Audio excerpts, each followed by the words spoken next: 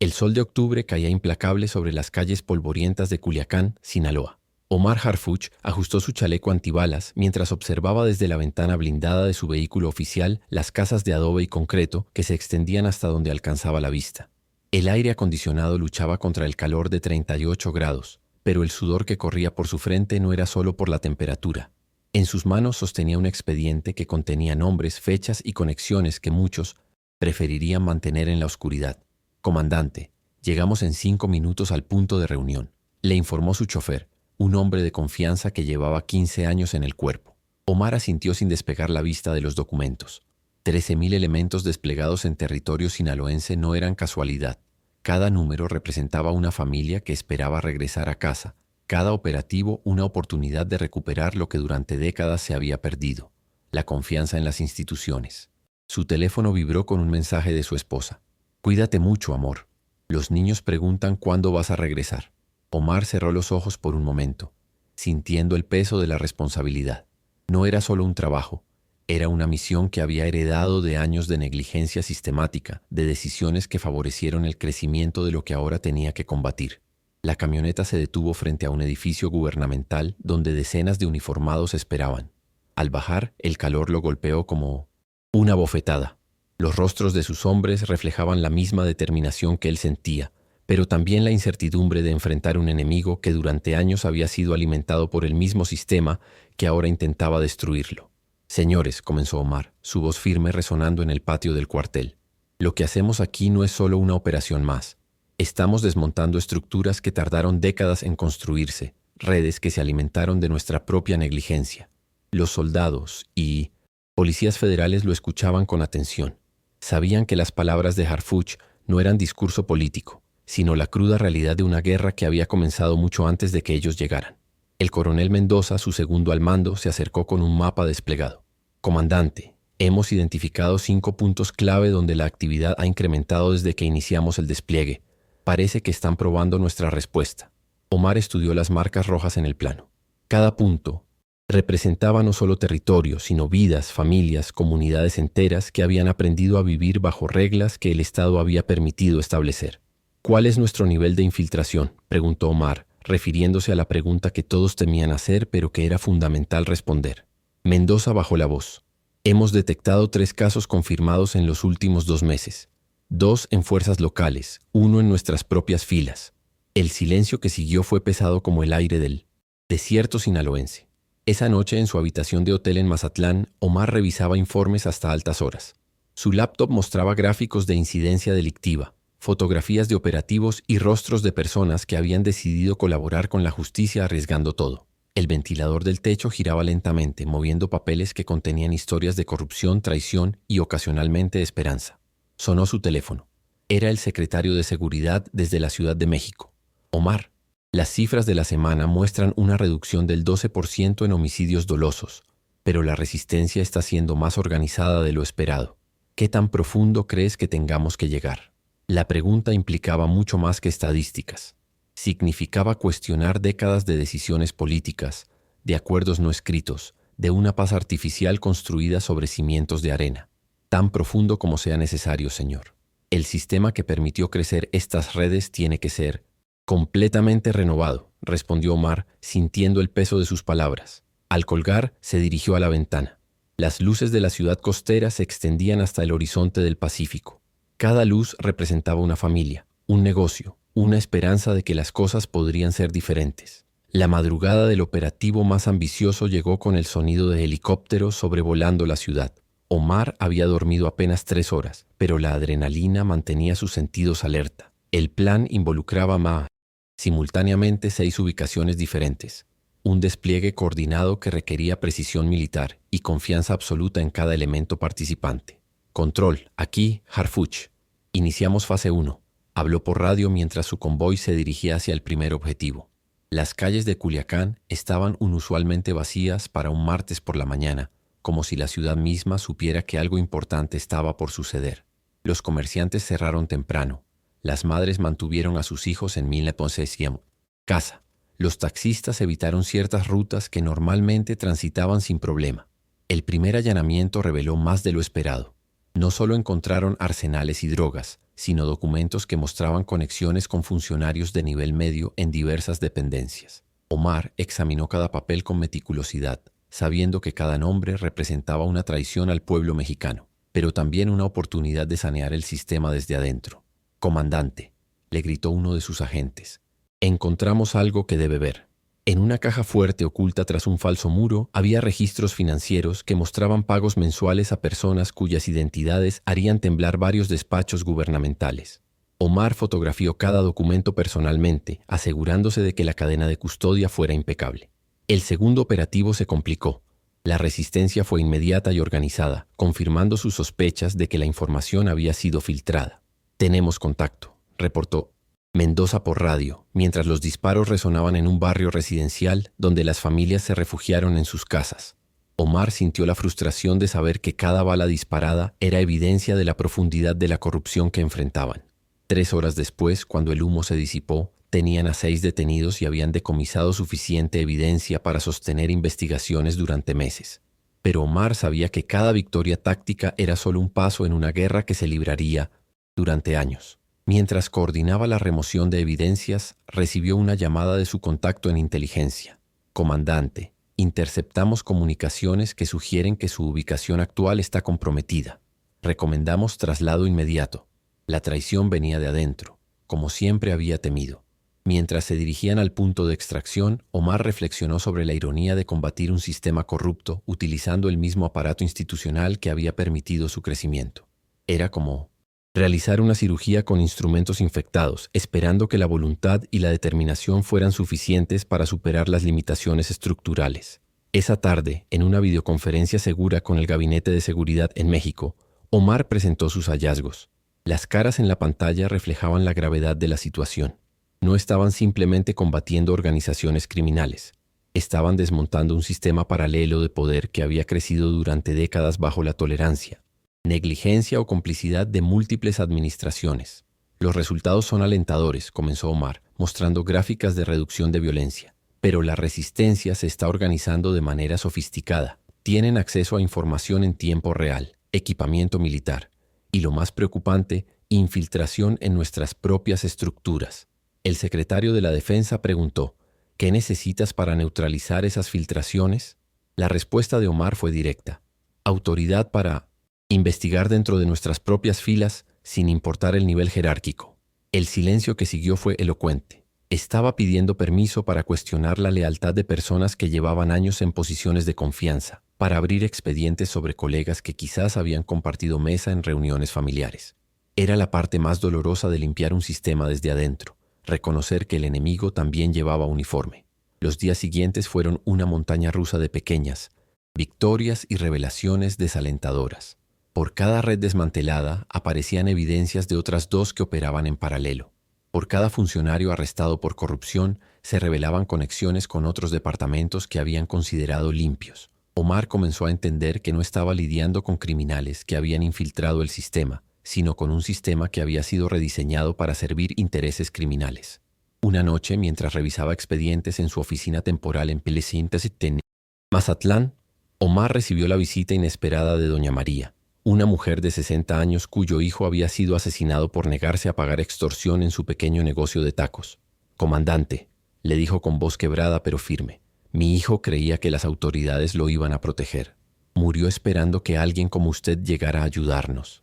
Sus palabras golpearon más fuerte que cualquier informe de inteligencia. «Señora María», respondió Omar, levantándose de su escritorio, «su hijo no murió en vano. Cada día que trabajamos aquí es para que ninguna otra madre tenga que pasar por lo que usted está viviendo». La mujer asintió secándose las lágrimas. «Solo le pido que no se rinda, comandante. Hay muchas familias que están poniendo su fe en usted». Al despedirse, Omar sintió el peso renovado de su responsabilidad. La operación más compleja llegó en la 3ª semana de octubre.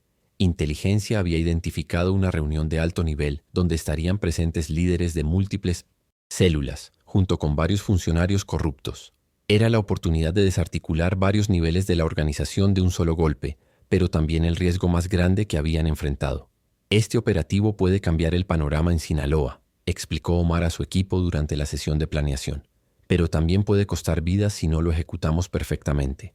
El plan requería coordinación entre fuerzas federales, estatales y militares, cada grupo con protocolos diferentes, equipamiento distinto y potencialmente niveles variables de confiabilidad. La noche del operativo, Omar se posicionó en el centro de comando móvil, coordinando 8 equipos simultáneamente a través de comunicaciones encriptadas. Los nervios eran palpables, pero también la determinación. Sabían que estaban escribiendo historia, que el éxito o fracaso de esa noche definiría el rumbo de la Estrategia Nacional de Seguridad en los meses siguientes. Equipo Alfa en posición, reportó Mendoza.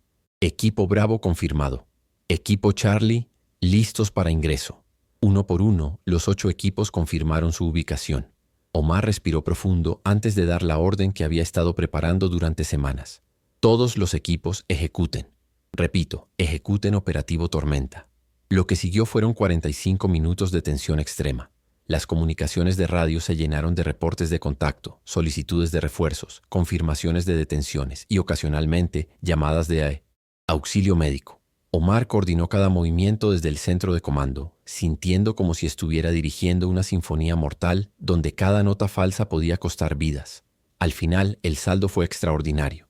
18 detenidos de alto valor, incluyendo 3 funcionarios corruptos, arsenales suficientes para abastecer un pequeño ejército y documentación que implicaba a funcionarios en múltiples estados. Pero también 3 elementos heridos, 2 de gravedad, recordando que cada victoria tenía un costo humano que Omar nunca olvidaba. Los medios de comunicación cubrieron la operación extensamente, pero Omar sabía que la verdadera batalla era la que no aparecía en las noticias. La lucha diaria por mantener la integridad en un sistema diseñado para corromper, por preservar la motivación en un trabajo que parecía no tener fin, por equilibrar la vida familiar con una misión que demandaba sacrificios constantes. Una semana después del operativo Tormenta, Omar recibió noticias que confirmaron sus peores temores. 2 de los funcionarios arrestados habían sido liberados por irregularidades en el proceso, irregularidades que claramente habían sido fabricadas por aliados dentro del sistema judicial. Era el recordatorio más crudo de que desmantelar las redes de corrupción requería más que operativos exitosos. Requería una transformación completa de la cultura institucional. Comandante, le dijo Mendoza durante su reunión matutina, los elementos están desmoralizados. Sienten que arriesgaron sus vidas para nada. Omar entendía la frustración. Era la misma que él sentía cada vez que veía cómo el sistema judicial liberaba a personas que habían sido capturadas con evidencia contundente, cada vez que descubría que información confidencial había sido filtrada antes de llegar a los tribunales. «Reúne a todos en el patio», le respondió a Mendoza. «Es hora de recordarles por qué estamos aquí». Una hora después, Omar se dirigió a los 300 elementos desplegados en Culiacán. Sus caras mostraban cansancio, frustración, pero también la determinación que los había llevado a aceptar esa misión peligrosa. «Hermanos», comenzó Omar, usando el término que los unía más allá de los rangos militares. «Sé que algunos de ustedes están cuestionando si vale la pena el sacrificio que estamos haciendo. Sé que es frustrante ver cómo algunos de los criminales que arrestamos caminan libres por tecnicismos legales». Un murmullo de asentimiento recorrió las filas. «Pero quiero que entiendan algo fundamental. Nosotros no estamos aquí para obtener resultados inmediatos. Estamos aquí para cambiar un sistema que tardó décadas en corromperse. Cada operativo exitoso, cada criminal arrestado, cada red desmantelada es un ladrillo que estamos poniendo para construir la México que nuestros hijos merecen». Las caras comenzaron a cambiar. La determinación regresaba a los ojos de sus hombres. El sistema que permitió crecer a estas organizaciones criminales no se va a transformar de la noche a la mañana. Pero cada día que permanecemos aquí, cada riesgo que tomamos, cada familia que regresa segura a casa porque nosotros hicimos nuestro trabajo, es una victoria que nadie nos puede quitar. El aplauso que siguió no fue protocolar, fue genuino, nacido del reconocimiento mutuo entre personas que habían decidido apostar su vida por una causa mayor. Los últimos días de octubre trajeron nuevas revelaciones que confirmaron la magnitud del desafío que enfrentaban. Un análisis forense de los dispositivos decomisados reveló comunicaciones que implicaban a funcionarios federales de alto nivel, conexiones internacionales para lavado de dinero y, lo más preocupante, evidencias de infiltración en agencias de inteligencia que supuestamente eran impenetrables. Omar se encontró en la posición más difícil de su carrera. Tenía evidencias de corrupción que llegaban hasta niveles que podrían comprometer la estabilidad del propio gobierno que lo había enviado a limpiar Sinaloa. Era el dilema clásico de quien busca la verdad en un sistema que prefiere ciertas mentiras cómodas. En una llamada encriptada con sus superiores en la Ciudad de México, Omar presentó sus hallazgos sin filtros. «Señores, lo que hemos encontrado trasciende Sinaloa. Estamos hablando de una red de corrupción que tiene tentáculos en múltiples dependencias federales. Si queremos realmente desmantelar estas organizaciones, tenemos que estar preparados para las consecuencias políticas. El Vilnocepolism. Silencio del otro lado de la línea fue prolongado. Omar sabía que estaba poniendo a sus superiores en una posición imposible. Ignorar las evidencias significaba perpetuar la corrupción, pero actuar sobre ellas podría desestabilizar alianzas políticas que habían tardado años en construirse. Omar, finalmente respondió el secretario, prepare un informe detallado de todo lo que han encontrado, pero mantenga esa información bajo el más estricto control. No podemos permitir filtraciones antes de decidir cómo proceder. Era una respuesta típica del sistema. Ganar tiempo mientras se evaluaban las implicaciones políticas de actuar con base en evidencias. Esa noche, Omar tomó una decisión que definiría no solo su carrera, sino su legado. En lugar de esperar instrucciones políticas, decidió documentar todo meticulosamente y crear copias de seguridad que estuvieran fuera del alcance de cualquier presión institucional. Si el sistema decidía enterrar las evidencias por conveniencia política, al lino, menos quedaría un registro histórico de la verdad. Trabajó hasta el amanecer, organizando documentos, fotografías, grabaciones y testimonios en un archivo completo que mostraba la evolución de la corrupción durante las últimas 3 décadas. No era solo evidencia criminal. Era un retrato de cómo las instituciones mexicanas habían sido gradualmente capturadas por intereses que nunca debieron tener acceso a ellas. Al día siguiente, Omar convocó a una reunión con los líderes de todos los equipos, desplegados en Sinaloa. Les presentó un panorama completo de lo que habían logrado.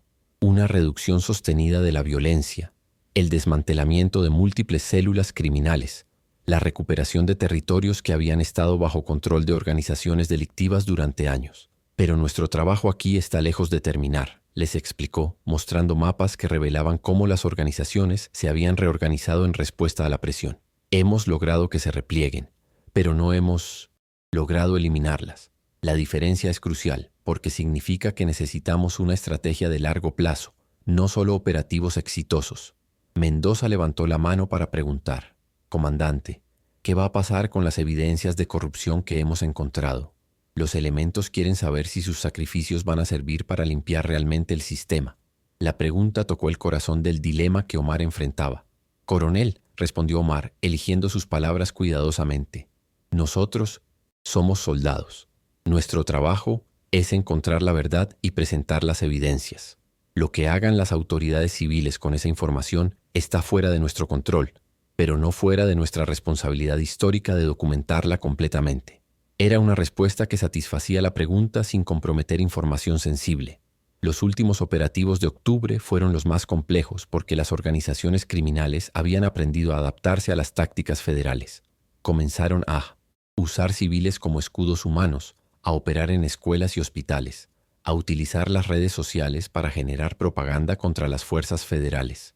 Era la evolución natural de un conflicto que había trascendido la simple aplicación de la ley. Están jugando con la opinión pública, observó Omar durante una sesión de análisis. Saben que no podemos usar la fuerza excesiva sin generar un costo político para el gobierno.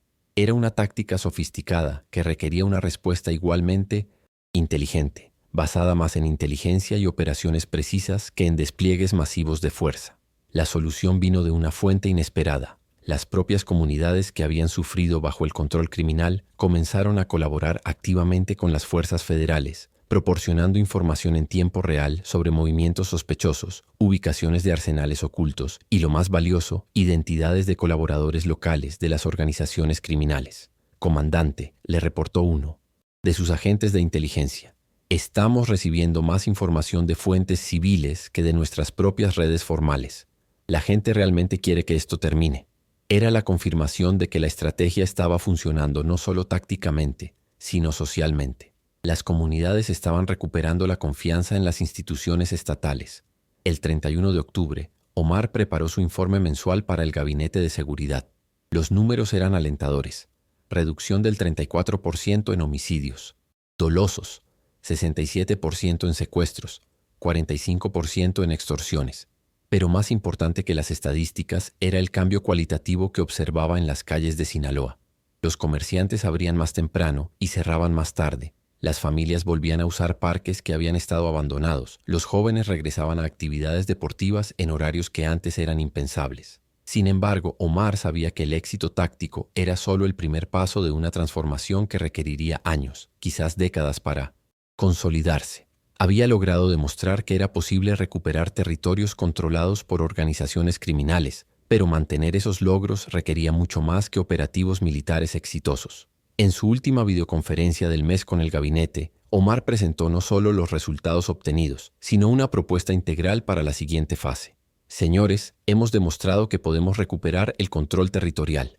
Ahora necesitamos demostrar que podemos mantenerlo. Eso requiere inversión en instituciones locales, programas sociales sostenibles y, sobre todo, un sistema de justicia que funcione.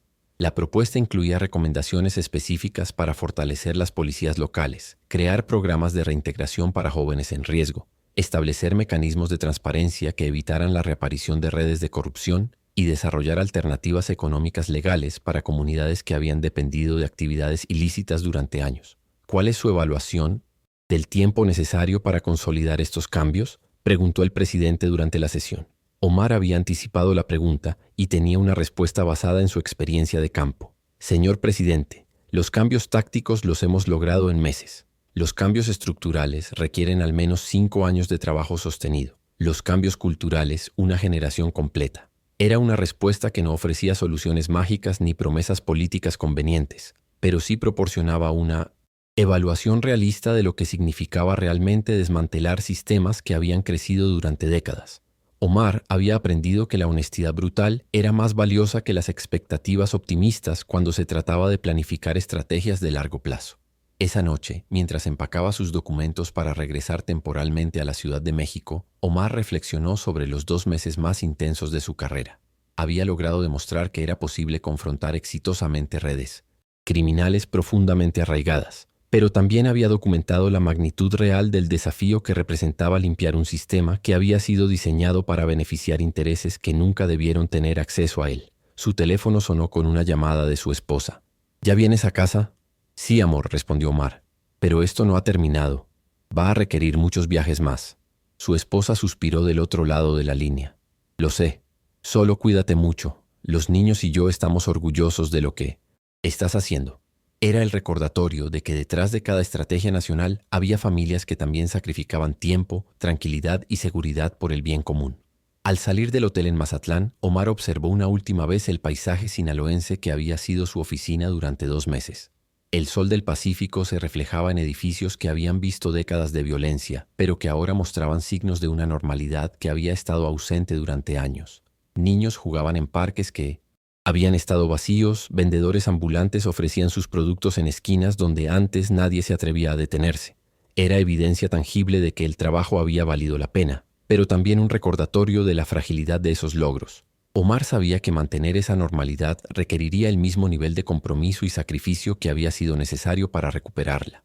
La diferencia era que ahora tenía la certeza de que era posible, de que las instituciones mexicanas podían funcionar cuando se liberaban de las limitaciones impuestas por la corrupción y la complacencia.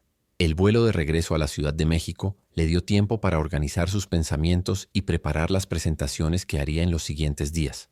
Tenía evidencias suficientes para sostener investigaciones durante años, estadísticas que demostraban la efectividad de la estrategia implementada y propuestas concretas para expandir el modelo a otros estados que enfrentaban desafíos similares. Pero más importante que los documentos y las cifras, Omar llevaba consigo la confirmación de que era posible cambiar realidades que parecían inamovibles cuando se combinaban voluntad política, recursos suficientes y, sobre todo, la determinación de confrontar verdades incómodas sin importar las consecuencias políticas o personales. Al aterrizar en la capital, Omar sabía que regresaba no solo como el comandante que había logrado resultados exitosos en Sinaloa, sino como alguien que había documentado la profundidad real de los desafíos que enfrentaba México.